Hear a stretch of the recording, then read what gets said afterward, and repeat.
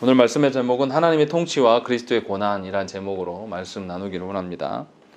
우리가 지난 시간에 욥이 의인이기 때문에 많은 재물을 축적한 것이 아니라, 많은 자녀를 가진 것이 아니라 하나님을 욕되게 보이지 않을까라는 이 일들로 인하여서 그가 의인임을 증명한 것을 보았습니다. 즉 의인의 마음 중심에 누구를 향한 마음이 있는가, 이것이 의인의 마음의 항상 문제라는 것이죠. 오늘은 하나님께서 이 의인을 어떻게 대하시는가, 또 하나님께서 이 세상을 어떻게 다스려 가시는가, 이것을 중점적으로 보면서 도대체 하나님이 어떤 분인가를 우리가 알아야 될 줄로 믿습니다. 오늘 말씀에 보면 오늘 읽은 부분이 똑같은 패턴으로 되어 있습니다.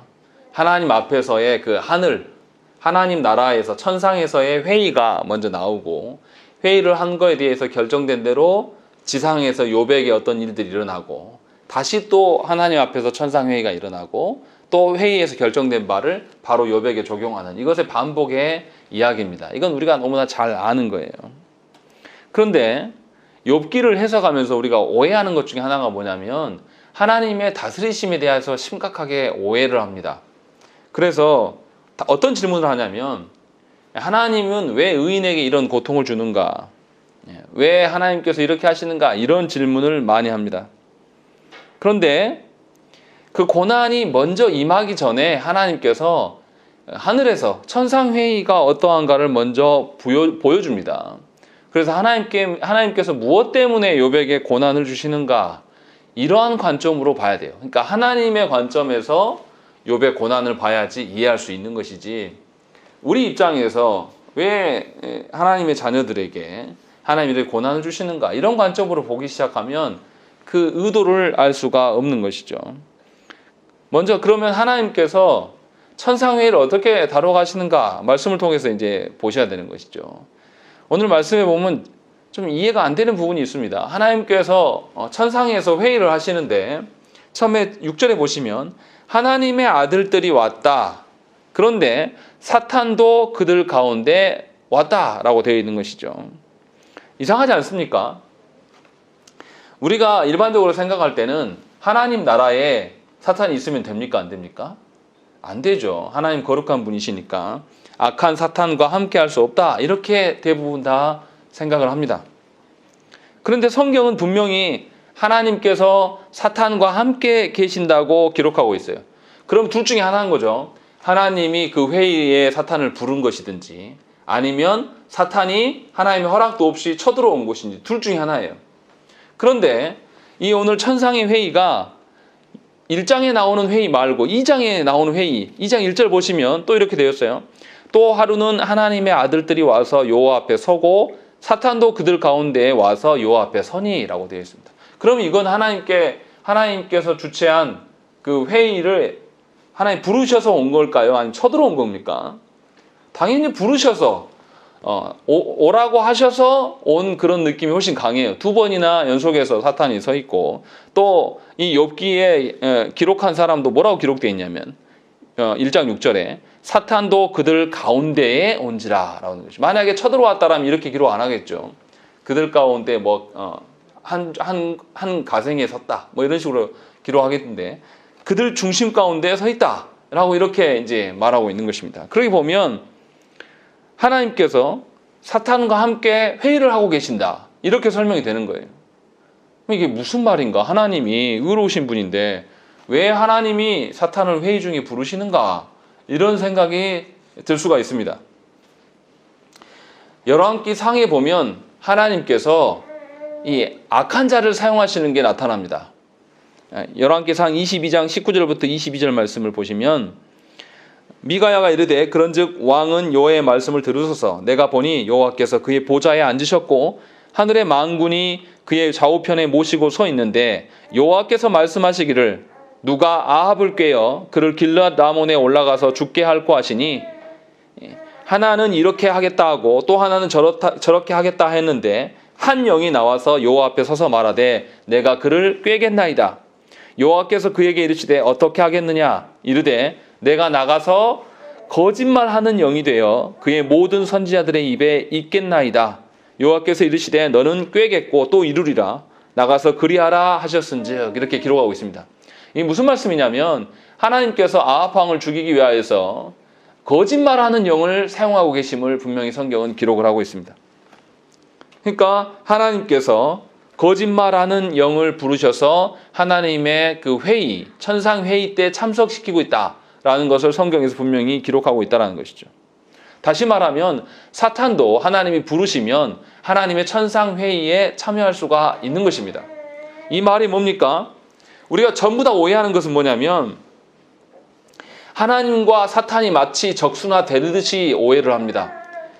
사탄은 결코 하나님과 함께 할 수 없고 하나님은 결코 사탄과 함께 할 수 없다. 이런 관념들을 우리가 갖고 있는데 성경에서 보면 그렇지 않은 것을 우리가 분명히 알 수 있어요. 영적 전쟁을 사탄과 하나님의 어떤 대립하는 아직 끝나지 않은 싸움 이런 식으로 우리가 많이 생각을 하는데 그게 아니고 하나님께서는 이미 태초부터 보이는 이 피조 세계뿐만 아니라 보이는 영적인 세계까지도 다 창조하셨고 전부 다 다스리시는 분이에요.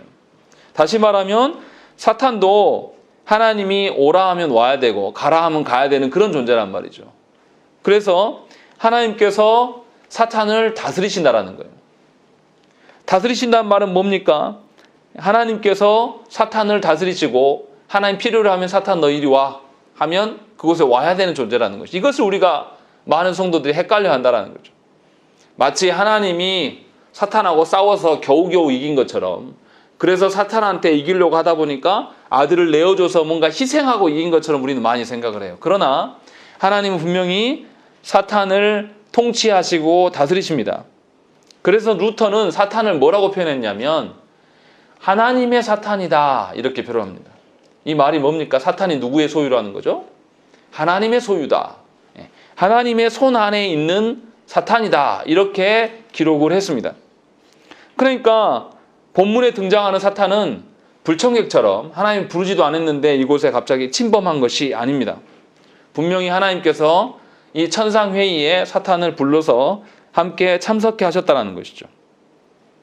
그래서 7절에 보시면 하나님께서 네가 어디서 왔느냐라고 이렇게 묻는 것은 뭐냐면 너 뭐하고 왔는지 보고해라 하면서 보고받기 위한 하나님의 질문이세요. 그러니까 8절에서 사탄이 뭐라고 합니까? 7절에서 뭐라고 합니까? 사탄이 땅을 두루 돌아 여기저기 다녀왔나이다 라는 거죠. 하나님을 향하여서 정직하게 무엇인가 상세하게 보고하지는 않아요. 그러나 하나님의 명령에 그가 뭔가를 대답하고 있는 것을 우리가 알 수 있다는 것이죠. 그러니까 하나님이 다스리신다는 것은 하나님이 통치하신다는 건 우리가 오해하지 말아야 될 것이 하나님께서 통치하지 않은 영역은 아무것도 없어요. 하나님이 모든 것을 다스리시고 통치하신다는 것이죠. 우리가 생각하는 것보다 훨씬 많은 영역. 우리는 뭔가 우리 안에 힘든 일, 괴로운 일, 뭔가 감당하기 힘든 일이 나타나면 뭐라고 생각합니까? 하나님이 나를 돌보시지 않는다. 이렇게 생각하는 거예요. 그런데 하나님은 사탄도 다스리시는 것이고 또 악한 자들도 사용하시는 하나님이심을 우리가 분명히 알아야 된다는 것이죠. 그냥 우리가 착각한 거예요. 우리가 어리석어서 악한 자들도 하나님이 다스리고 계신다라는 것을 알지 못하는 거예요. 그러니까 우리가 오해하지 말아야 될 것은 하나님을 세상의 많은 신들 중에 한 분으로 생각하면 안 됩니다. 하나님은 세상의 많은 거짓된 신들을 다 다스리시는 하나님이에요. 그래서 하나님께서 세상에 어떤 하나님과 대립할 수 있는 어떤 그런 존재가 있다는 뜻이 아니라 하나님이 모든 것 중에 왕이시고 그래서 만왕의 왕이시고 모든 것을 다스리시는 하나님이시다라는 것을 우리가 알아야 된다는 것이죠. 그러면 이제 또 반대로 극단적으로 생각할 수 있습니다. 그러면 하나님이 모든 신들을 다스리시면 하나님이 뜻대로 되겠네요. 뜻대로 됩니다. 그런데 우리가 생각하는 것처럼 기계적이고 폭력적으로 뜻대로 되는 것은 아니에요. 무슨 말이냐면 우리는 오해하는 게 뭐냐면 하나님이 모든 신들을 다스리신다라고 오해하면 우리 생각할 때는 악한 것이 있으면 됩니까? 안 됩니까? 안 된다라고 생각을 하는 거예요. 그래서 뭔가 안 좋은 일이 생기면 뭐라고 하는 거죠? 하나님이 역사 안 했네 이렇게 생각하는 거예요. 그런데 하나님 그렇게 하시지 않아요. 극단적인 태도를 우리가 취하는 거죠. 하나님의 자녀들은 맨날 뭐만 있어야 돼요? 좋은 일과 승리와 복 받는 일만 있어야 한다고 우리가 착각하는 거예요. 그런데 하나님께서는 사탄을 사용하시고 계시고 사탄이 어떤 역할로 서 있는가를 우리가 봐야 된다는 거예요. 이슬람이 어떻습니까? 유일신 알라만이 참신이고 나머지 신은 다 거짓신이에요. 그래서 어떻습니까? 알라 외에는 다른 신들은 다 어떻게 해야 됩니까? 쳐부셔야 된다고 생각을 하는 것입니다. 그런데 그리스도인들 중에서 이런 똑같은 생각을 가진 분들이 있어요. 극단적인 보수 기독교인들이 어떻게 합니까? 하나님에 대해서 심각한 오해를 갖고 있어서 자기와 주장이 다르면 다 뭐라고 합니까? 전부 사탄이라고 이야기를 해버립니다. 기독교 안에서 이러한 하나님에 대한 잘못된 오류를 갖고 있는 분들이 굉장히 많아요. 그래서 이슬람을 믿는 사람들은 다 죽여야 되고 또 동성애하는 사람들은 다 죽여야 될 것처럼 말하는 보수 극단주의적인 기독교인들이 있다는 것이죠. 그런데 우리가 여기서 오해하지 말아야 될 것이 하나님이 유일하신 통치자인 것은 맞아요. 하나님께서 모든 세계를 다스리는 것이 맞습니다. 그런데 하나님께서 악한 존재들을 아예 진멸시키고 박멸시키면서 다스리시냐? 그렇지는 않으신다라는 거죠. 그 악한 존재 그대로 내버려 두시면서 하나님 다스려가요. 예수께서 재림하실 때는 완전히 정리하실 거예요. 그러나 아직까지는 선한 존재들고 또 악한 존재들은 악한 존재들대로 그대로 두시면서 하나님께서 다스리고 계신다는 것을 우리가 알아야 된다는 것입니다. 생각을 해보세요. 남에게 적용할 게 아니라 나에게 적용했을 때 어떻습니까? 내가 하나님 앞에 악한 생각들과 악한 행위들을 합니까? 안 합니까? 우리는 언제든지 악한 존재를 해요.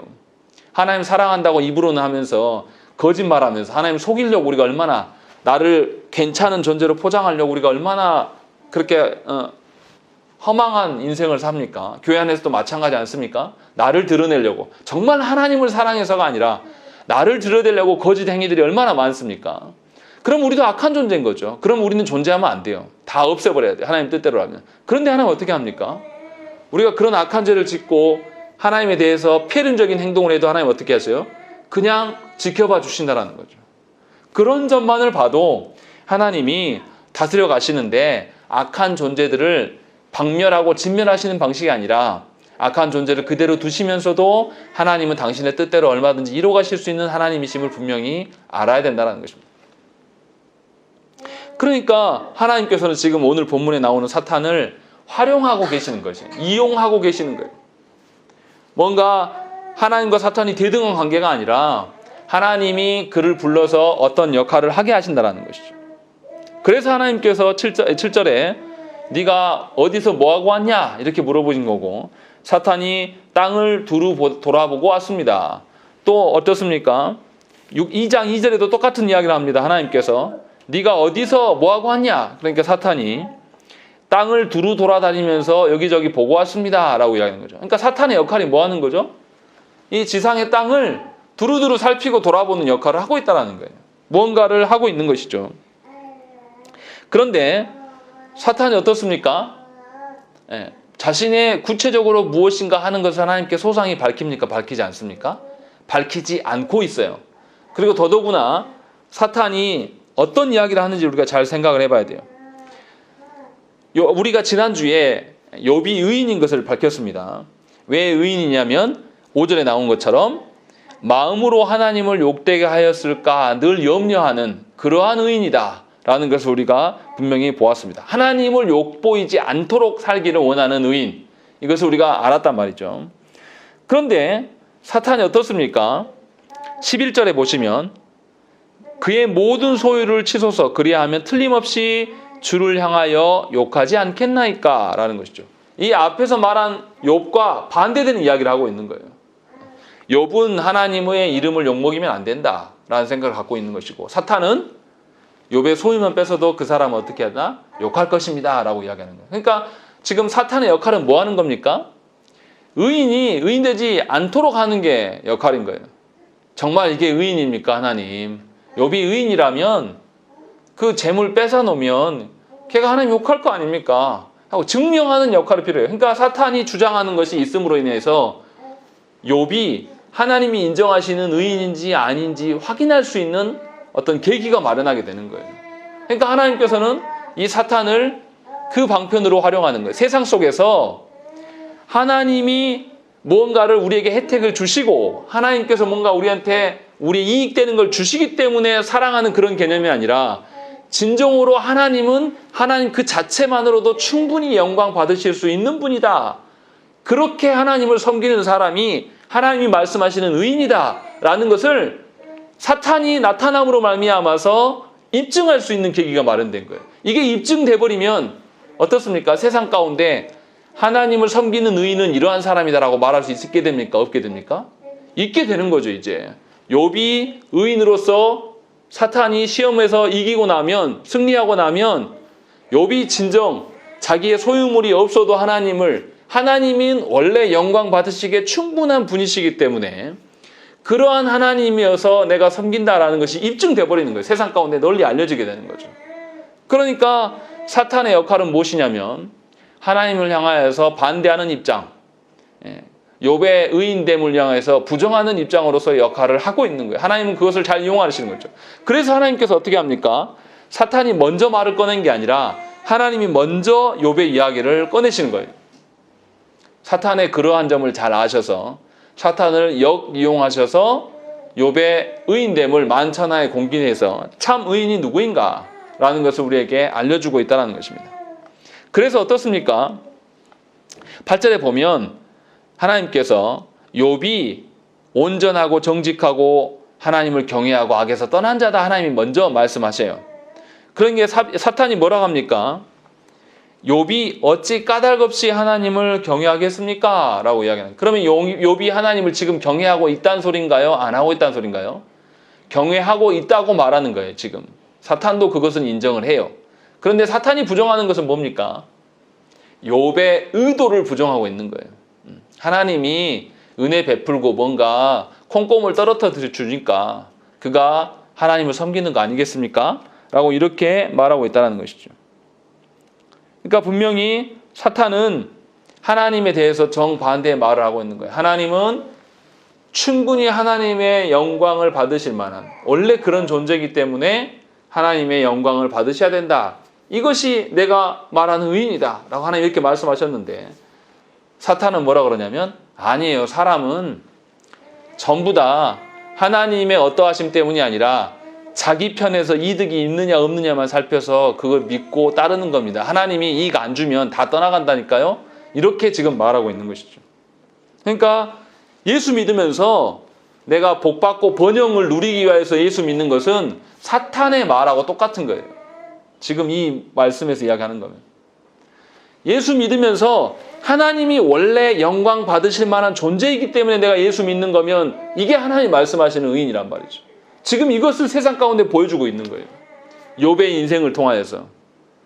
그러니까 사탄이 어느 정도 하나님 앞에서 역할을 하고 있고 이 피조 세계는 사탄이 시험 주는 걸로 인하여서 의인이 고난받음으로 말미암아서 참 의로움이 무엇인가, 예수 믿는 것이 도대체 무엇이고 하나님을 섬긴다라는 경외한다는 의미가 무엇인가를 온 천하에 지금 알려주고 있는 거예요. 그런 계기를 갖게 된다는 거죠. 그러니까 하나님은 우리에게 뭔가를 보상해 주시지 않아도 온 피조세계를 다스리시는 분, 그것 하나만으로도 우리의 모든 영광을 받으실 만한 분이다. 이렇게 설명할 수가 있는 거죠. 나에게 뭔가를 해 주시지 않아도, 내 소원을 들어주시지 않아도, 나에게 무엇인가 혜택을 주지 않아도 하나님은 충분히 영광을 받으실 만한 분이고 그것을 욥의 고난을 통해서 입증해 보이기를 하나님이 원하신다는 것이죠. 그리고 그 일에 사탄이 적대적이고 악의적으로 참석하고 있긴 하지만 하나님의 도구로서 지금 쓰임을 받고 있음을 우리가 분명히 알 수가 있다는 것이죠. 이게 얼마나 은혜입니까? 그러니까 우리 안에 있는 벌어지는 모든 고난과 이해할 수 없는 일들이 사실은 하나님의 의도대로 다 활용되고 있음을 우리가 알 수 있다는 거예요. 이것이 하나님의 다스림이라는 거예요. 하나님의 다스림은 뭔가 우리에게 혜택만 있고 뭔가 우리의 유익만 있는 것이 아니라 우리가 이해할 수는 없지만 궁극적으로 하나님이 우리를 어디로 이끌어 가십니까? 하나님 나라 백성으로 이끌어 가시는 거예요. 그걸 우리가 언제 알 수 있어요? 예수께서 다시 재림하러 오셨을 때야 비로소 우리가 알게 되는 거예요. 아, 그때 나에게 고난과 내 인생에 몇 살 때 무슨 일이 있고 그걸로 인하여서 심한 고통과 괴로움 속에 있었는데 하나님이 왜 그렇게 하셨는지를 아직은 이해할 수 없으나 곧 알게 될 날이 온다라는 것이죠. 이것이 하나님의 통치 방식이에요. 다시 말하면 욥이 지금 당하는 이 고난, 재산이 다 없어지고 자녀들이 한날에 다 죽고, 그리고 또 자기의 생명이까지 위협받는 이런 이 굉장히 종기의 과로임으로 인해서 고통받는 이런 고난들이 사실은 언제를 위한 고난입니까? 궁극적으로 최종 예수 그리스도 앞에 서게 될 그것을 예비한 고난이에요. 그러니까 욥의 고난은 최종적인 궁극적인 받을 그 복에 대해서 꼭 필요한 거예요. 필요 없는 이야기가 아니라 반드시 필요한 이야기가 되어버리는 것입니다. 그러니까 신자들에게 있어지는 고난은 당연한 거예요. 최종 심판을 위한 검증인 것이죠. 최종 복을 위한 인내의 기다림의 과정일 뿐이라는 것이죠. 이것이 하나님의 다스리시는 방법이에요. 그러니까 저와 여러분들이 이 하나님의 일하심을 오해해서는 안 돼요. 하나님은 우리가 볼 때의 악인들을 처분하지 않으시면서도 당신의 일들을 얼마든지 이끌어 가시고, 또 오히려 악인들의 그 나타남으로 인하여서 의로운 자들의 무엇인가를 입증하기를 원하시는 거예요. 그러면 우리는 어떻게 해야 되겠습니까? 하나님께서 우리에게 고난 주시고 악인들이 득세하는 이런 상황을 보면서 우리가 뭐 해야 돼요? 도리어 하나님을 집중해야 되고 하나님께 나아갈 수 있는 방편들을 찾아야 돼요. 악인들이 나를 괴롭히고 내 마음을 상하게 하고 내 감정을 건드리는 것, 그것에 함몰돼가지고 그들을 향해서 같이 오가고 저것들 다 죽어버려야 돼, 저것들 사탄이야, 이렇게 말하는 것은 하나님의 다스림에 대한 심각한 오해라는 것입니다. 근데 많은 그리스도인들이 그런 방식으로 채택해요. 많은 그리스도인들이 하나님의 다스림 따위는 신경 쓰지 않습니다. 다 뭐합니까? 자기 기분 나쁜 거, 자기 상처받은 거, 자기 괴로운 것만을 이야기하는 거예요. 그러면 이 사람이 하나님의 선하신 뜻에 순응하는 자입니까? 적대적으로 서는 자입니까? 적대적으로 선 자예요. 사탄의 입장에 서 있는 거란 말이에요. 그러니까 저와 여러분들이 잘 알아들으셔야 돼요. 인생에서 고난스럽고 괴로운 나날들이 있어요. 그 나날 동안에 우리가 무엇을 염두해야 되겠습니까? 내가 끝까지 하나님의 그 은혜 가운데 있어야 되겠다. 내가 끝까지 하나님을 붙들고 살아가야 되겠다는 마음이 있어야 되는 것이죠. 이것을 역으로 돌려서 이야기할 수도 있습니다. 욥은 원래부터 처음 성경 나올 때 어떤 사람이었습니까? 부유하고 굉장히 사람들 앞에서 지위도 높고 자녀들도 많은 굉장히 복받은 상류층 인사였단 말이에요. 근데 반대로 뒤집어서 이야기해 볼까요? 원래 가난했어요. 원래 가난이고 천민이고 우리처럼 그냥 아주 평범한 소시민이었어요. 그런데 하나님께서 우리를 시험하게 하려면 어떻게 하겠습니까? 우리를 굉장히 부유한 지위에 올려놓을 거예요. 그러면 그때도 하나님의 사람이면 어디에 집중해야 되겠습니까? 하나님께 집중해야 되는 거예요. 나에게 벌어지는 부, 나에게 뭔가 많이 생긴 어떤 재물, 이런 게 집중하는 것이 아니고 하나님께 집중해야 되는 것이 우리가 하나님의 시험 가운데 이기는 방편인 것이죠. 근데 우리는 어떻습니까? 조금만 삶이 좋아지면 어떻게 해요? 내가 뭔가 결핍의 상황에 있다가 뭔가 결핍해가지고 너무 힘들어, 하나님 이것만 채워주시면 할게요 해놓고 딱 채워주면 어떻습니까? 채워준 거 집중하느라고 하나님 봅니까? 안 봅니까? 안 봐요. 이게 우리의 헛된 방식. 그러니까 욥의 고난만을 이야기하는 게 아니라 역으로 이야기해서 우리처럼 가진 것 없고 우리처럼 연약한 자들을 하나님께서 높은 자리로 이끌어 가시려고 할 때 과연 우리가 변함없이 하나님을 보고 신뢰하고 있는가를 살피셔야 한다는 것이죠. 그것이 없다면 우린 다 가짜예요. 그러니까 욥은 원래 지위가 높은 자였기 때문에 고난 가운데 서는 방식이지만 우리는 원래 지위가 낮은 자이기 때문에 하나님께서 우리의 문제를 해결하시고 뭔가 이끄실 때 성도들 대부분이 다 어떤 식이냐면요, 문제 해결을 위해 놓고 하나님께 기도 많이 합니다. 그래갖고 하나님 그걸 들어주셨어요. 그러면 그 뒤로 기도 생활 더 열심히 합니까? 대부분 안 합니다. 문제 해결되면요, 그 다음부터 기도 빠이빠이예요. 자기 자녀에게 무슨 문제가 생기고 뭔가 큰 문이 생기면 기도 안 하던 분들도 나와서 기도해요. 결국은 뭐 하는 겁니까? 하나님의 편에서 지금 의인입니까? 아니면 이 사탄의 편에서는 의인입니까? 사탄의 편에서는 의인일 수밖에 없는 거예요. 그 거짓이에요. 지금 그것을 이야기해주고 있는 거예요, 오늘 본문에서. 그러니까 저와 여러분들이 반드시 알아들어야 돼요. 그리고 우리가 잘 아는 것처럼 13절부터 22절의 내용은 무슨 이야기가 나옵니까? 욥이 이제 하나님께서 허락하셨어요. 사탄에게 소유를 다 네 마음대로 해라 라고 이야기를 합니다. 대신 욥의 몸에는 손대지 마라 라고 하니까 하나님 사탄이 이 욥의 가정에게 한날에 정말 영화 같은 이야기예요. 이거 진짜 일부러 만들어낸 영화 아니고는 설명하기가 어렵습니다. 어떻습니까? 첫째 종이 와가지고 무슨 이야기 합니까? 스밧 사람이 우리의 양떼들을 소떼들을 공격했다. 나만 살아남아서 주인한테 왔습니다. 아직 끝나지도 않았는데 둘째 종이 와가지고 뭐 합니까? 하나님의 불이 하늘에서 떨어져서 양이랑 다 살라버리고 나만 살아서 돌아왔습니다. 어떻게 패턴이 똑같습니까? 여기서 하나님의 불이라는 것은 번개를 말하는 거예요. 옛날 사람들은 번개를 하나님의 진노하심으로 봤기 때문에. 그리고 셋째 종이 어떻습니까? 갈대 사람이 갑자기 공격해 와서 모든 것들을 다 낙타들을 다 죽이고 나만 살아와서 돌아왔습니다. 패턴이 똑같아요. 이 말 끝나자마자 또 네 번째 종이 와서 어떻습니까? 큰 바람이 와서 당신의 아들들이 생일 잔치를 하고 있는데 그 집이 무너져 내려서 다 죽어버렸습니다. 이렇게 하는 거죠. 이건 영화도 이렇게 못 만들 거예요. 누가 봐도 이거 어떻습니까? 이러한 악한 일들이 의도적으로 일어나고 있다라는 것을 우리가 알 수 있는 것이죠. 다시 말하면 욥의 고난은 우리의 고난하고 달라요. 욥의 고난은 의도적으로 하나님이 만든 고난이에요. 사탄이 만든 고난이에요. 우리의 고난은 그런 게 아니죠. 우리의 잘못과 우리의 어리석음 때문에 일어난 고난이 대부분이지만 욥의 고난은 우리하고 완전히 다른 형태의 것임을 분명히 알아야 된다는 것이죠. 그런데 욥이 어떻게 대답을 합니까? 21절 말씀 우리 한번 읽어볼까요? 21절 읽겠습니다. 시작.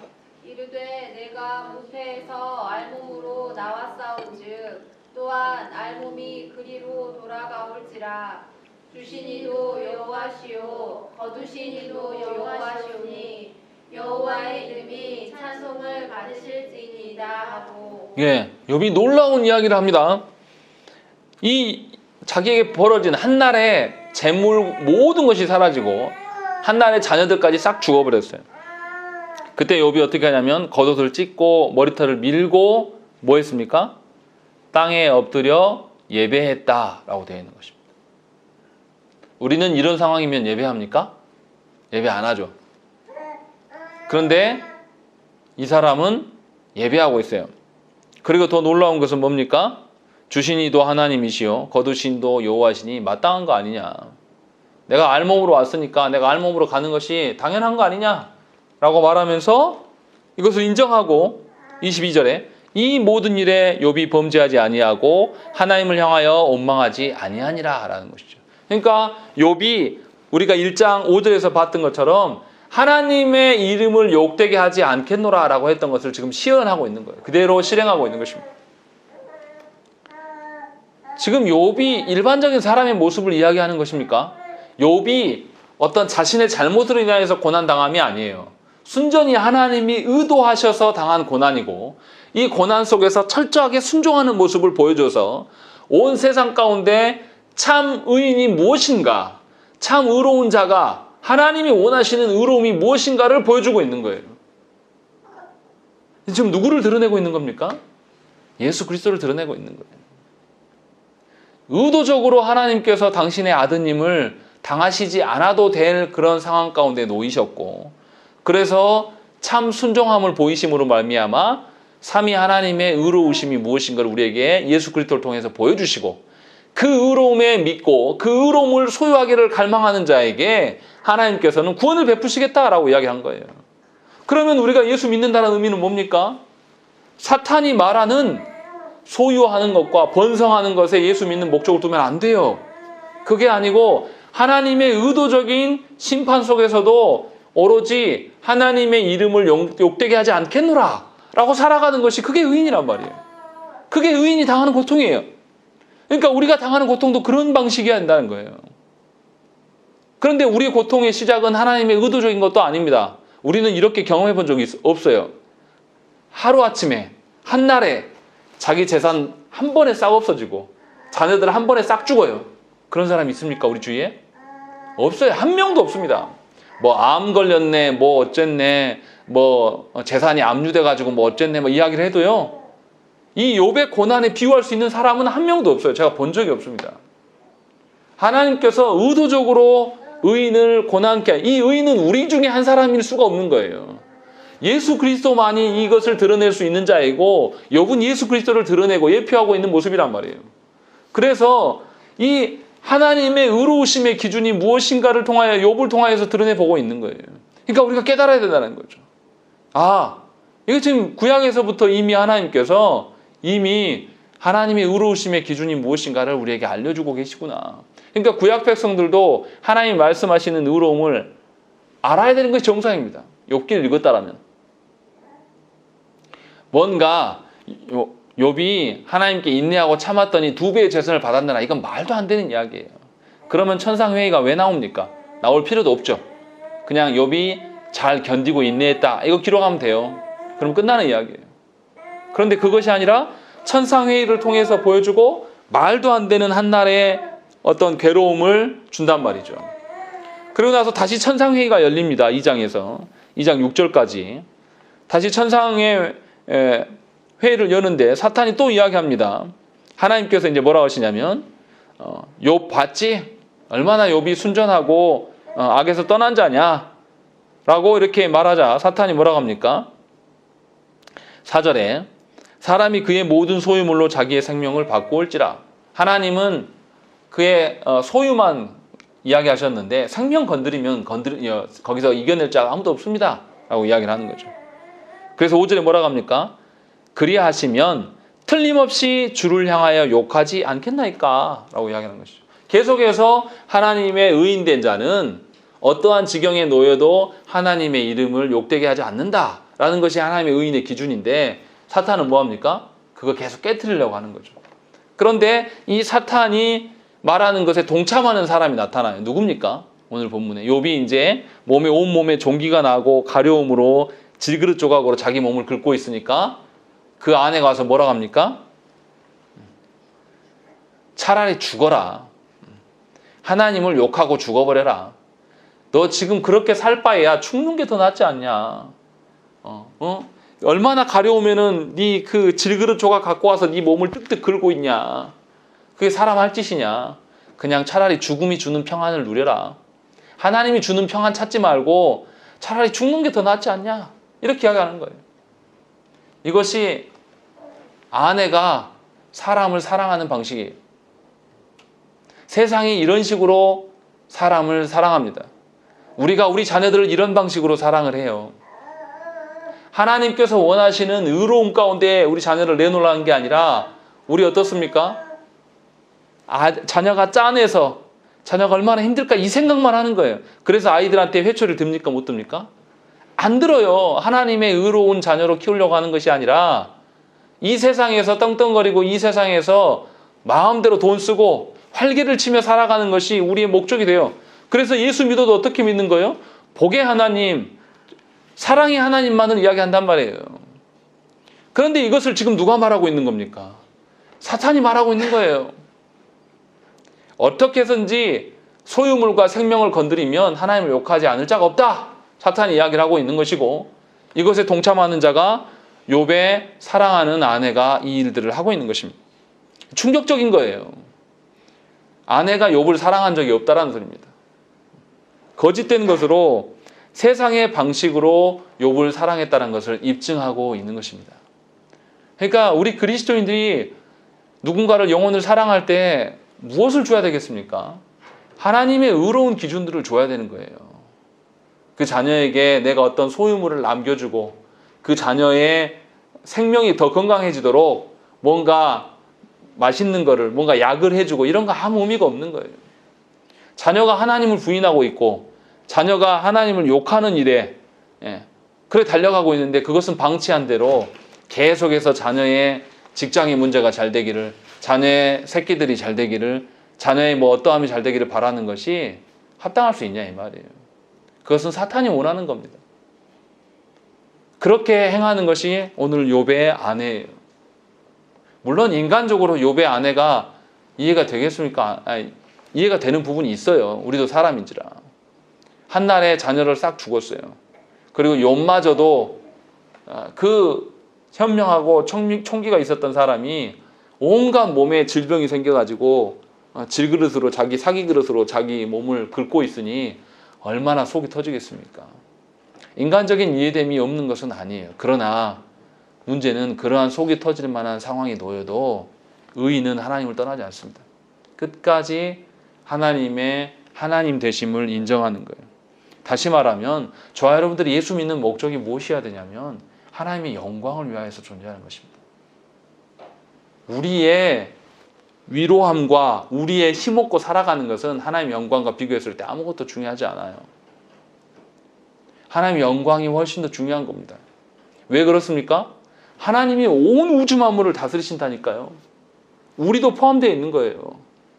우리가 최종적으로 예수님이 재림하셨을 때에 하나님의 다스림 가운데 있었어야지만 예수님이 재림할 때 우리가 하나님 나라의 자녀로서 설 거 아닙니까?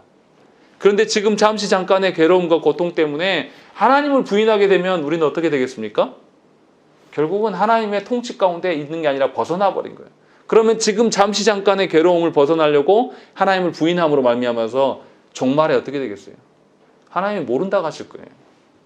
그래서 교회 안에 있는 많은 신자들 중에 가짜가 태반이라는 거예요. 그래서 하나님에 대해서 알지 못하고 믿는 것이 얼마나 무서운지를 알아야 되는 거예요. 뭔가 자기의 뜻과 조금만 다르면 다 사탄이라고 보는 거예요. 그러니까 한국 기독교인들은 하나님에 대해서 몰라도 너무 모르는 거예요. 그래서 엉뚱한 짓을 계속 하는 거예요. 모여서 무슨 이야기만 하냐면 자기 아들 자랑하느라고 정신을 못 차리는 것이고 그것이 성도의 교제라고 생각을 하는 거예요. 그것이 아니라 하나님 앞에서 자기가 어떠한 상황 속에서도 하나님 버리지 않고 살아가는 것, 또 자기의 자녀들이 온전히 하나님을 고백하고 살아가는 것, 이것을 자랑하고 이것을 격려하고 고난 중에 있는 성도들에게 어떠한 상황에서도 하나님 돌아가시지 않았다. 어떠한 상황에서도 하나님은 우리를 궁극적으로 선한 길로 인도하시는 분이시다. 라는 것을 격려하고 강화하는 것이 성도의 교제인 거예요. 지금 그것을 우리에게 온전히 보여주고 있는 거죠. 마지막에 욥이 뭐라고 합니까? 10절 읽어보시겠습니다. 읽겠습니다. 시작. 그가 이르되 그대의 말이 한 어리석은 여자의 말 같도다. 우리가 하나님께 복을 받았은즉 화도 받지 아니하겠느냐 하고 이 모든 일에 욥이 빛으로 범죄하지 아니하니라. 예, 욥이 무슨 이야기를 하냐면 그 여인 아내에게 뭐라고 하냐면 어리석은 여자의 말이다 이렇게 이야기하는 것이죠. 이거 정말 순화해서 기록해 놓은 거예요. 칼빈은 뭐라고 그랬냐면 그 여인을 향해서 칼빈은 이제 자기가 해석할 때 뭐라고 했냐면 사탄의 도구다라고 이렇게 말하고 있는 거예요. 근데 실제로 이 여인이 욥에게 사탄이 말하는 대로 말하라고 말하는 거하고 똑같이 말하고 있는 거예요. 사실 완전히 사탄의 앞잡이가 되어 있는 것이죠. 분명히 우리가 알아야 되는 것이죠. 여러분들이 교회 안에 있으면서 어설프게 하나님 믿으면서 하나님의 일하심을 잘 모르면서 여러분의 판단으로 여러분들 아는 사람들에게 하나님은 복 주시는 하나님이야 이렇게 말하고 다니는 것은 여러분들은 마귀의 도구로 쓰이는 거예요. 마귀의 협조자가 되는 거예요. 교회 안에 있으면서 마귀의 협조자로 살아가는 사람들이 너무나 많아요. 우리 중에 그런 사람들 굉장히 많습니다. 그래서 그런 사람들이 교회 와서 어떻게 합니까? 선생 노릇해요. 자기도 하나님 앞에 순종하지 못하면서 자기가 견디는 고통도 하나님 앞에 순종하는 일에 열심을 내지 못하면서 거기에서 승리하지 못하면서 다른 사람들 앞에서 이래야 된다 저래야 된다 선생 노릇해요. 그런 사람들이 교회에 차고 넘칩니다. 이것은 사탄의 도구일 수밖에 없는 거예요. 진정으로 하나님의 어떠하심을 드러내는 거라면 조용히 내 안에서 내가 하나님의 앞에서 순종하는 모습을 행위로 보이면 되는 거예요. 내가 어떠한 곳에 처했어도 온전히 삼위 하나님만을 인정하고 살겠노라.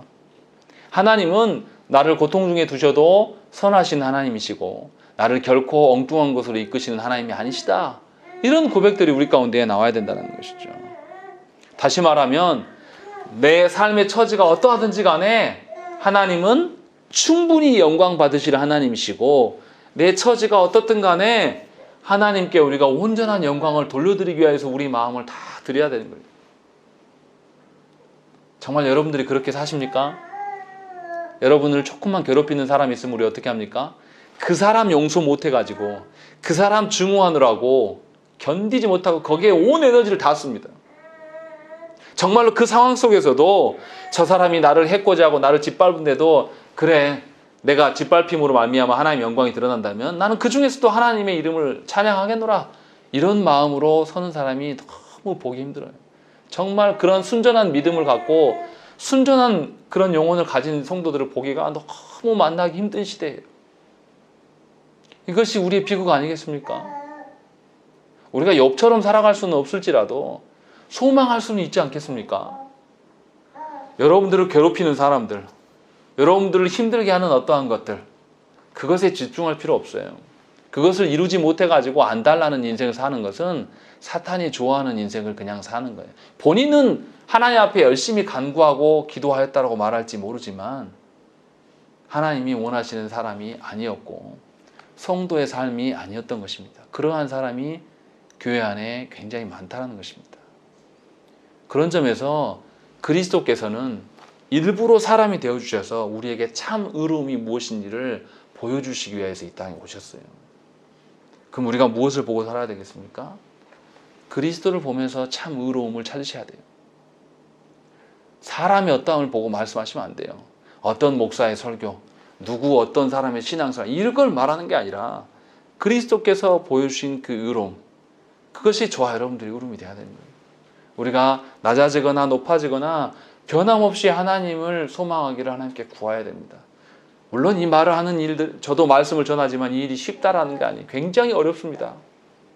그러나 사람들한테 하는 게 아니에요. 하나님 앞에서 정말 하나님을 인정하고 살아가는가, 이것이 신앙이에요. 우리 모두가 하나님 앞에서 살아가셔야 돼요. 욥도 지금 우리에게 그것을 권면하고 있고 보여주고 있는 것입니다. 생각을 해보세요. 그리스도께서 이루신 의 때문에 우리가 더 이상 정죄받습니까? 정죄받지 않습니까?